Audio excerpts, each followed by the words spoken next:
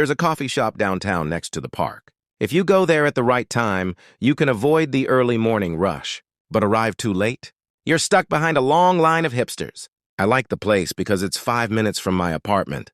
Just a straight walk out the door, and a few minutes later, I'm sipping the best latte in Southern California. But the one thing that irks me about the place is the barista, Steve. He never remembers my name, even though we went to high school together. I mean, sure, people drift apart. Times change. But we were close for a couple years until he transferred out to another school. It just seemed odd to reconnect, and no matter how many times I reminded him, he never recalled my name. This whole ordeal started last summer. I had just started a new job and was eager to impress my boss. I hustled into the cafe, work bag slung over my shoulder, and heard, "Hey, it's you." I recognized the voice instantly. "Steve?" Sure enough, Steve was behind the counter making drinks. He still had that trademark curly hair and thick glasses, like he was straight out of Silicon Valley. "Nice to see you, man." We made our reintroductions and I ordered. Everything seemed normal at first, but when he went to write down my name, he hesitated. "I'm sorry, what's your name again?" "Harry." "That's right." "How could I forget?" He wrote it down and I paid. That was that. Weeks turned into months. Steve was there almost every morning. Each time, I'd have to remind him as confusion spread across his face. "It's Harry, remember?" "Right, silly me." He'd scribble my name on the cup and I'd play it off. But if I was being honest, it bothered me.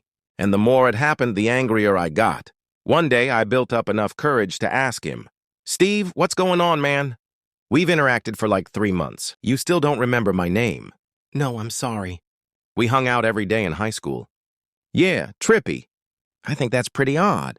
"Must be a confusing name." "Harry!" "I understand your frustration. I'll do better. I promise." I left the shop, annoyed, but satisfied that he'd sworn to try harder. That promise didn't last long. The next day, the same thing happened. I was so irritated. I decided to confront Steve. Once and for all, but this time, outside the coffee shop. I waited in the park across the street. Watched him exit the cafe at 4:15. He must have lived nearby because he didn't climb into any cars or call a ride share. He just slung his backpack over his shoulder, headed for downtown. I trailed him for about 5 blocks before I finally called out, "Steve!" He stopped and raked his gaze toward me. "Hey, it's—" And then it happened. His mind blanked. "Harry!" Right, I'm sorry." "What's up, bud?" I hurried to his position, doing my best to act calm. "Look, Steve, this might not be a big deal, but I have to ask.